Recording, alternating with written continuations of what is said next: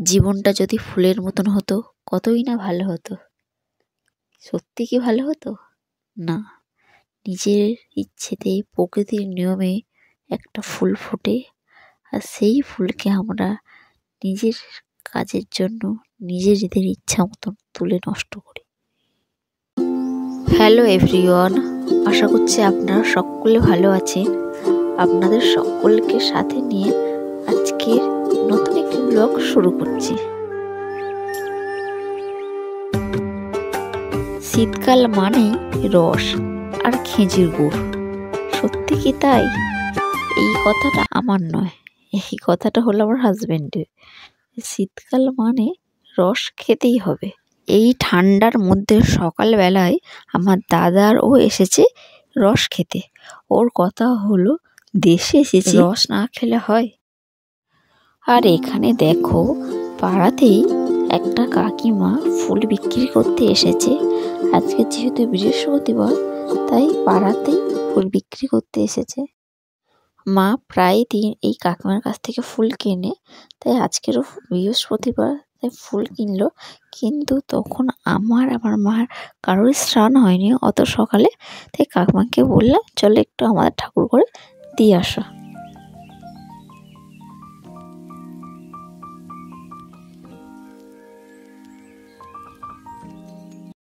জীবনটা কি অদ্ভুত, তাই না?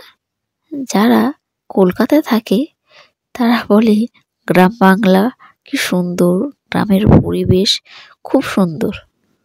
আর যারা দেশে থাকে তাদের তো মনে হয় কলকাতায় সব থেকে সেরা জায়গা, দেশে কিচ্ছু নেই, সব কিছু কলকাতাতেই পাওয়া যায়। মারা এসেছে আমাদেরকে নিয়ে যেতে। আমি যেহেতু গ্রামের মেয়ে, তাই আমাদের গ্রামের পরিবেশটা ঘুরিয়ে দেখানোর ইচ্ছা, কিন্তু আমি তো আর মাঠে যেতে পারলাম না ছোট মেয়েকে নিয়ে। ও গিয়েছে দেখো মাদেরকে ঘুরিয়ে দেখাতে। বাড়ির সবাই মাঠে গিয়েছে ঘুরতে, আর এখানে দেখো বাড়িতে আছে আমি আর দিদিমা। আর চলো আমাদের বাড়ির সামনের জায়গাটা একটু তোমাদেরকে ঘুরিয়ে দেখো কি সুন্দর জায়গা, কি সুন্দর পরিবেশ। বিকালে সবাই মিলে বসে আড্ডা দিচ্ছে, গল্প করছে, এই কলপাড়ে জল নিচ্ছে। এখানে এলে না আমার আর বাড়িতে ফিরতে ইচ্ছা করে না। ছোট থেকে এই জায়গাতে বড় হয়েছি, এখানে খেলাধুলা সব কিছু, সত্যি মনটা কেমন করে।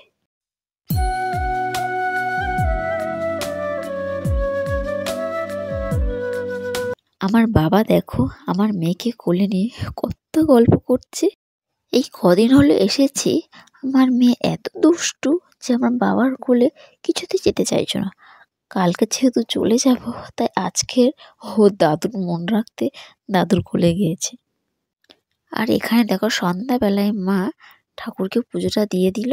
বলছিলাম না সবাই মাঠে গিয়েছে ঘুরতে, দেখো সবাই সন্ধ্যাবেলায় ফিরে এসেছে, এসেই মেয়েকে নিয়ে সবাই ব্যস্ত হয়ে পড়েছে। পরের দিন সকালেই দেখো ঘুম থেকে উঠে ফার্স্ট কাজ হলো আমার ব্যাগপত্রটা গোছানো।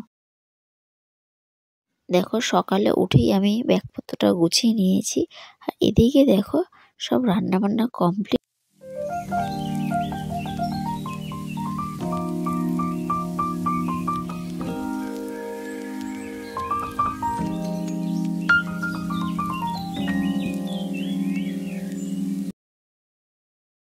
দুপুরের খাওয়া দাওয়া সেরে দেখো রেডি হয়ে গিয়েছি। মনটা খুবই খারাপ জানো তো, কিন্তু কি করব, মন খারাপ হলে আর তো হবে না, বাড়িতে তো ফিরতেই হবে।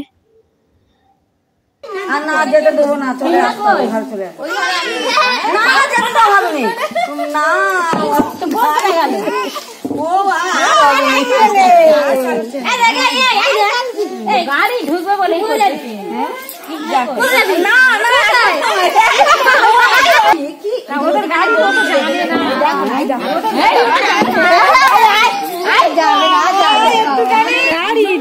গাড়ি খুব ভালোবাসে, অটো করে করে এদিক ওদিক যায়। হ্যাঁ হ্যাঁ পানা যাচ্ছে, তারা তারা হয়ে গেছে।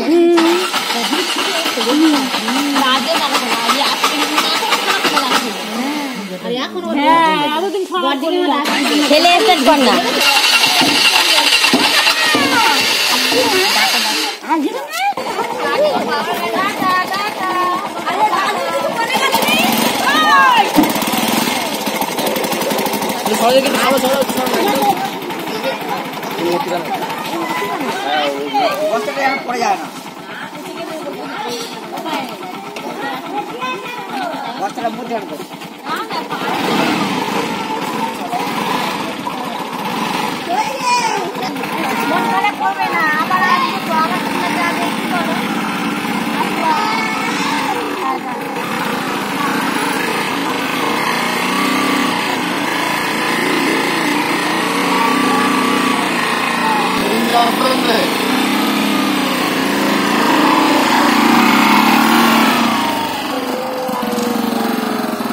তোমরা তো দেখতেই পেলে সবার কত মন খারাপ, আমাকে ছাড়তে সবাই এসেছে। জানো তো, আমি যতবারই যাই, আমি ঠিক বাড়ি আসার টাইমে সবাই ঠিক এইভাবে আমাকে ছাড়তে আসে। এইবার তো বেশি মনটা খারাপ আমারও আর আমাদের বাড়ির সবারও, যেহেতু আমার মেয়ে ছিল। জানো তো, সকালে আমার মেয়ে যখনই ঘুম থেকে উঠতো, আমার মা কোলে করে বাড়ি আনতো। আমার মার কোলে আর থাকতো না, পাড়ার সবাই নিয়ে ওকে চলে যেত। সবার মনটা খুবই খারাপ। আর এখানে দেখো, আমাদের ফেরার সময় আমাদের গাড়িটা না খুব প্রবলেম হচ্ছিল, তাই একটা গ্যারেজ দেখে গাড়িটা একটু সারানো হলো। দেখো, ঘরের মানুষ ঘরেতে ফিরে এসেছি। আজকের ব্লগটা আমি মন খারাপকে সাথে নিয়ে এখানেই শেষ করছি। ব্লগটি কেমন লাগলো তোমরা অবশ্যই কমেন্টে জানাবে।